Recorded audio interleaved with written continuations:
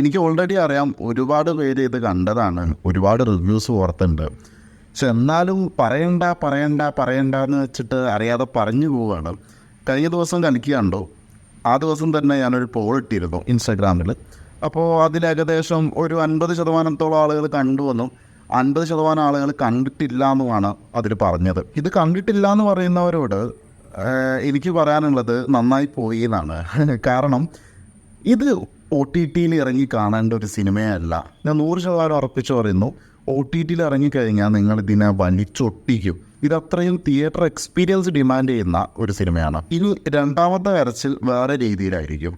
അതായത്, അയ്യോ എനിക്കിത് മിസ്സായല്ലോ, ഞാൻ എന്തുകൊണ്ടാണ് കാണാഞ്ഞത്, കാരണം OTT-യിൽ ഇറങ്ങി കാണാമെന്ന് വിചാരിച്ചിട്ട് തന്നെയാണ് കാണാൻ പറ്റാഞ്ഞത്. അപ്പോൾ എനിക്ക് നിങ്ങളോട് പറയാനുള്ളത്, ഇപ്പോൾ പലരും ഇങ്ങനെയൊക്കെ കരഞ്ഞു കേട്ടിട്ടുണ്ട്. അപ്പോൾ അതാറ് തിയേറ്ററിൽ പോയി കാണാൻ പറ്റിയില്ല, ഇൻട്രസ്റ്റെല്ലാർ, എൻഡ് ഗെയിം, ഇതൊന്നും തിയേറ്ററിൽ പോയി കാണാൻ പറ്റിയില്ല, വളരെ നഷ്ടമാണ്. ഞാനടക്കം പല സിനിമകൾ പറഞ്ഞിട്ടുണ്ട്. അതേപോലെ ഒരു കൂട്ടം പറയാൻ പോകുന്ന ഒരു സിനിമ കൂടിയായിരിക്കും കൽക്കി.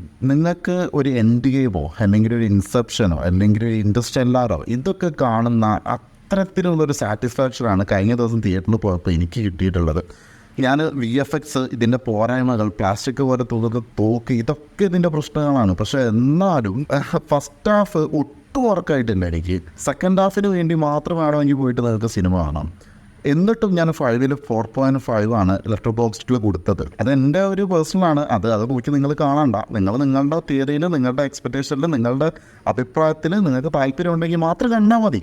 പക്ഷേ എന്ത് തല്ലിപ്പൊളി പടമാണ്, ഇതിനൊക്കെയാണ് 100 കോടി കിട്ടിയത് എന്നുള്ളത്, വളരെ വിജയിച്ചൊരു സിനിമയാണ് പറയുന്നത് എന്നുള്ളത് ആലോചിക്കണം OTT-യിൽ ഇറങ്ങിക്കഴിഞ്ഞാൽ. അപ്പോൾ എൻ്റെ ഒരു എക്സ്പീരിയൻസ് പറയുവാണെങ്കിൽ, ഫസ്റ്റ് ഹാഫ് ഞാൻ പറഞ്ഞില്ല, എനിക്ക് ഒട്ടും വർക്കായിട്ടില്ല. ഫൈറ്റ്സ്, അതിൻ്റെ ആദ്യത്തെ സംഭവം, VFX പരിപാടികളൊന്നും എനിക്ക് വർക്കായിട്ടില്ല ഫസ്റ്റ് ഹാഫിൻ്റെ.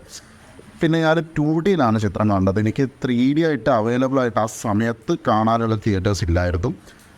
പക്ഷേ സെക്കൻഡ് ഹാഫ് ഉണ്ടല്ലോ, മിന്നിറ്റു ചീറി എന്നൊക്കെ പറയുമല്ലോ, അത്തരത്തിലുള്ളൊരു സാധനമായിരുന്നു.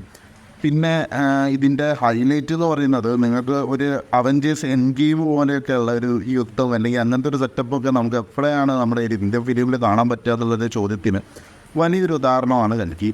പിന്നെ ഒരുപാട് ഗസ്റ്റ് റോൾ വരുന്നുണ്ട്. മലയാളീനെ മാത്രമേ എനിക്ക് ലേശം കോമഡി ആയിട്ട് തോന്നിയിട്ടുള്ളൂ. ബാക്കിയുള്ള എല്ലാവരും, അന്നാബനൊക്കെ കിട്ടില്ലനാണ്, വേറെ ലെവലാണ്. പിന്നെ ഒരുപാട് ഗസ്റ്റ് റോൾസ് വരുന്നുണ്ട്. ഇതിൻ്റെ സ്റ്റോറി കാര്യങ്ങളൊന്നും ഞാൻ പറയുന്നില്ല. കൽക്കി എന്ന് പറയുന്ന സിനിമ കാണാൻ ഉദ്ദേശിക്കുന്നുണ്ടെങ്കിൽ നിങ്ങൾ നല്ല ക്രൗഡഡ് ആയിട്ടുള്ളൊരു തിയേറ്ററിൽ തന്നെ പോയി കാണാൻ നോക്കുക. അല്ലാതെ കിളി വാറി നിൽക്കുന്ന ആളുകളുടെ ഒപ്പം പോയിരുന്ന് കാണരുത്. സെലിബ്രേറ്റ് ചെയ്ത് കാണേണ്ട ഒരു സിനിമയാണ് കൽക്കി.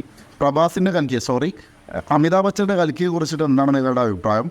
നെഗറ്റീവ് ആണെങ്കിലും പോസിറ്റീവ് ആണെങ്കിലും താഴെ പങ്കുവയ്ക്കുക. അപ്പോൾ എന്താണെങ്കിലും ഫോളോ ഓൺ ദ സ്ക്രിപ്റ്റ്.